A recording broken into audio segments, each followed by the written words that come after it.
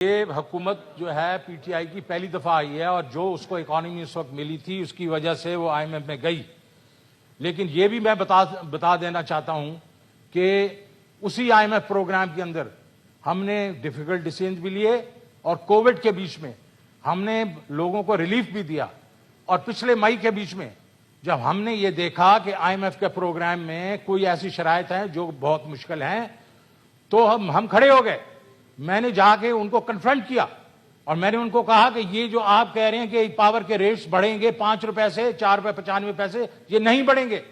آپ یہ کہہ رہے ہیں 700 ارب روپے کی ایگزمپشن جائیں گی، ٹیکسز انکریز کریں گے، یہ نہیں کریں گے ہم. اور اس کے اوپر 6 مہینے میں لگا رہا ان کے ساتھ، لیکن کھڑے رہے ان کے سامنے اور ان کو کہا کہ یہ چیزیں جب تک آپ اس کو ٹھیک نہیں کریں گے ہم اس کے اوپر ہم آپ کا 6 ٹرانچ نہیں سائن کریں گے. لیکن انہوں نے ہماری بات مانی کیونکہ ہم کھڑے رہے اس کے اوپر.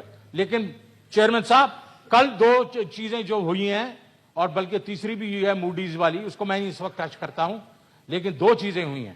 ایک جو ہے پیٹرول کی پرائسز، جس طرح آغا صاحب نے کہا کہ بم مار دیا انہوں نے اور 30 روپے پیٹرول 24 روپے ڈیزل بڑھا دیا اور 47% پاور کا بیس ریٹ بڑھا دیا.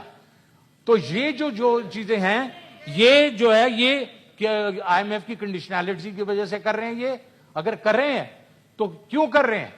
میں اپنی فلسفی آپ کو بتاتا ہوں. پی ٹی آئی کی فلسفی یہ تھی کہ ہم نے عام آدمی پہ وہ نہیں بوجھ نہیں ڈالنا.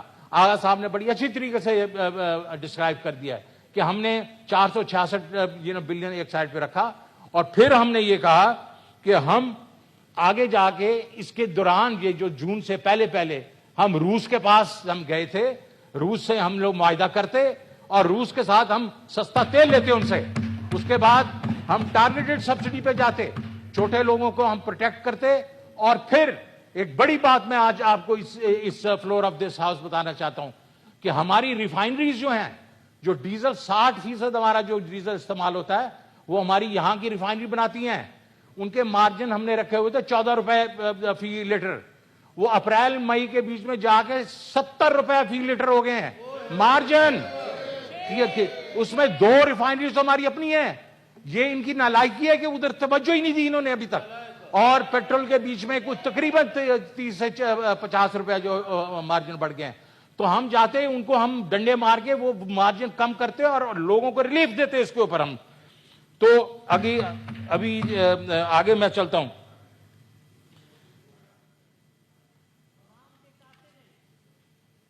تو یہ جو اب ہو رہا ہے ہمیں معلوم ہے کموڈٹی سپر سائیکل جو ہے وہ افیکٹ ساروں کو کر رہا ہے.